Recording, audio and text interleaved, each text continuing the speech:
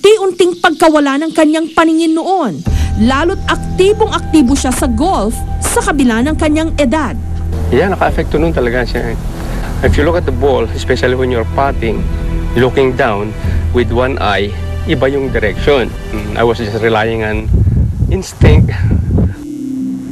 Hanggang sa tinugon daw ng langit ang kanyang dasal sa pamamagitan ng mata ni James. Noong March 27, isinagawa ang cornea transplant kay Mang Danny.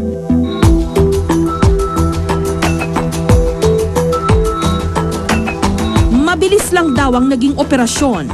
Ang therapeutic keratoplasty or corneal transplant is done by taking out the diseased corneal tissue from a patient and replacing it with clear tissue from a donor. Then we put the donor cornea on top of the eye and suture it into place. The procedure can take from an hour to an hour and a half.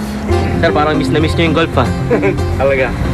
Memories is very, talagang tagal. Makalipas ang mahigit 2 linggo, may bago at mas malinaw ng paningin si Mang Danny.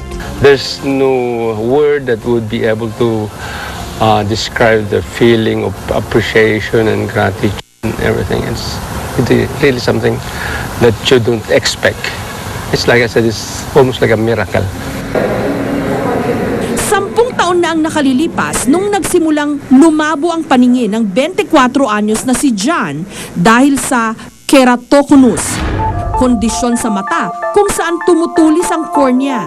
Kung hindi ito maagapan, tuluyang mabubulag si John. Ganito ako mag-computer.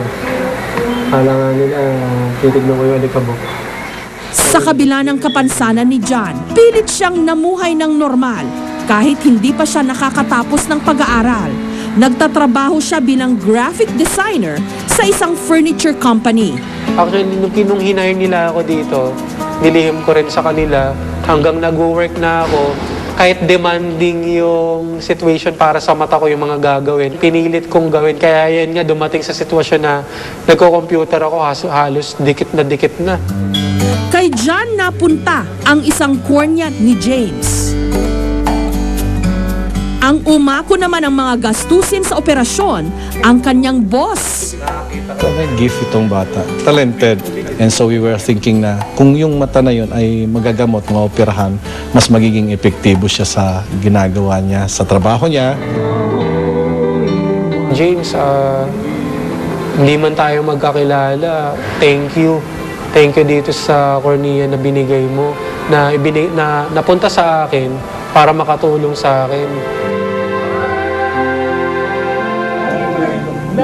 Samantala, sa araw na ito, makakaharap na ni Tony Rose ang mga nakatanggap o recipient ng mga cornea ni James. Unang dumating si Mang Danny. So dati ano yung eyes yung ano? Itong right eye ko talagang wala na. It was just blur. Parang pag tuminaw ko, nothing but Wala. Wala. Ganun. So ngayon nakikita niyo na kami. Oh, yes. Very good. Praise God for that. Okay po. It's an honor.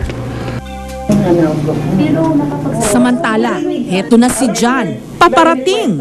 Oh, you're John. I'm sure you're John. Hello. Oh. Johnny Rose.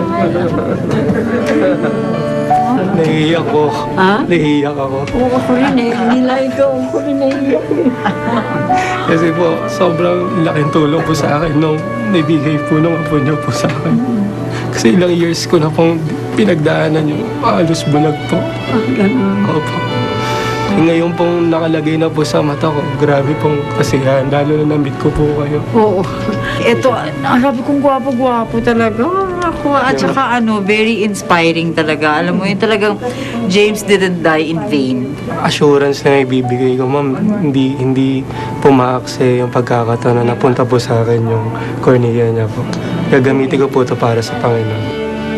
Maya-maya pa, dumating ang isa pang anak ni Tony Rose, na John din ang pangalan. Hindi ko talaga alam what to say, pero grabe, I'm so glad na napunta sa kanya.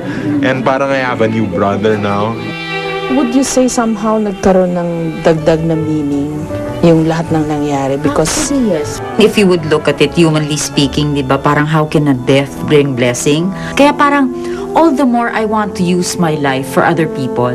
Yung parang sabi nga, life isn't just a duration, it's a donation. It's more of what you can give to other people.